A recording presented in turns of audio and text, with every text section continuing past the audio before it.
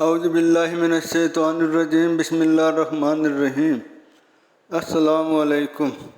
حضرت عبداللہ بن عمر رضی اللہ تعالیٰ عنہ روایت کرتے ہیں کہ نبی کریم صلی اللہ علیہ وآلہ وسلم نے مجھ سے فرمایا، اے عبداللہ بن عمر، وہ کیا وقت ہوگا جب لوگوں میں گھٹیا ترین باقی رہیں گے، ان میں وعدہ اور امانت نام کی شے نہیں ہوگی، اور وہ اختلاف کریں گے تو وہ اس طرح ہو جائیں گے۔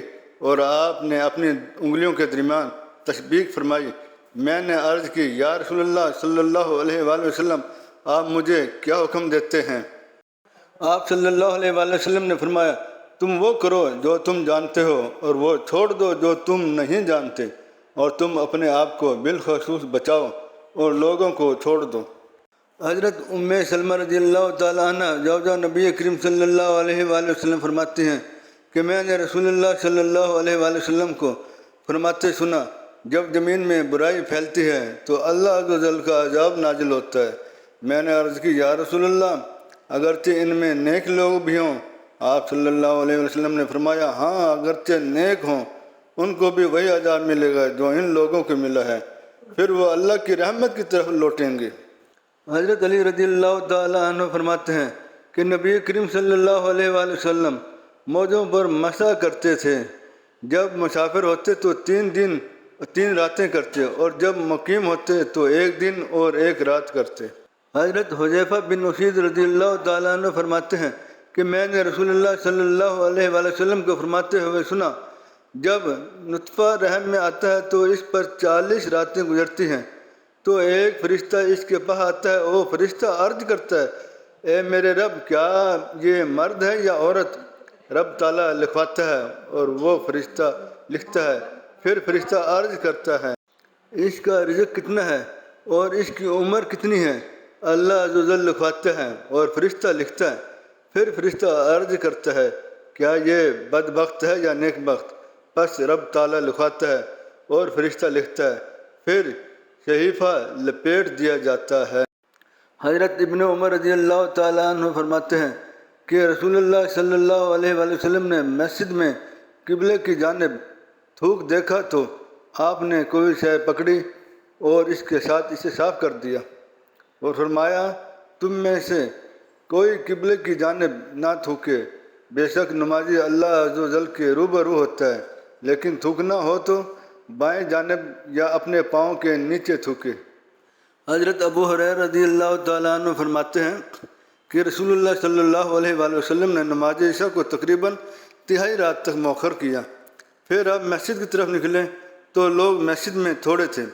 آپ صلی اللہ علیہ وآلہ وسلم غصہ آیا، پھر آپ نے فرمایا، میں نے ارادہ کیا تھا کہ میں کسی آدمی کو حکم دوں کہ جب نماز کھڑی ہو جائے تو جو لوگ نماز میں شریک ہونے سے پیچھے رہ گئے ہیں ان کو ان کے گھروں میں جلا دوں۔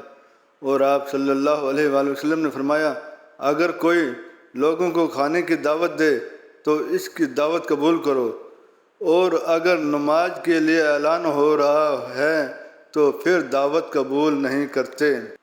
حضرت ابو سعید و حضرت ابو ہریرہ رضی اللہ تعالیٰ عنہما دونوں فرماتے ہیں کہ انہوں نے رسول اللہ صلی اللہ علیہ وآلہ وسلم سے فرماتے ہوئے سنا، جو لوگ اللہ کا ذکر کرنے کے لیے جمع ہوتے ہیں فرشتے ان کو ڈھانپ لیتے ہیں، ان پر سکونت نازل ہوتی ہے اور ان کو رحمت ڈھانپ لیتی ہے، اور اللہ عز و جل ان کا ذکر ان کے پاس کرتا ہے جو اس کے پاس ہیں۔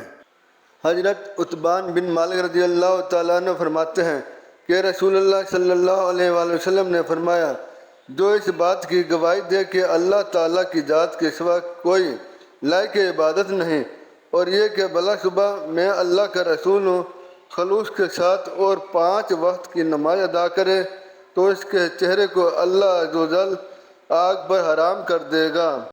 حضرت انس بن مالک رضی اللہ تعالیٰ عنہ روایت کرتے ہیں کہ رسول اللہ صلی اللہ علیہ وسلم نے فرمایا، عرب کا سردار کون ہے؟ صحابہ کرام نے عرض کی، یا رسول اللہ، آپ ہیں۔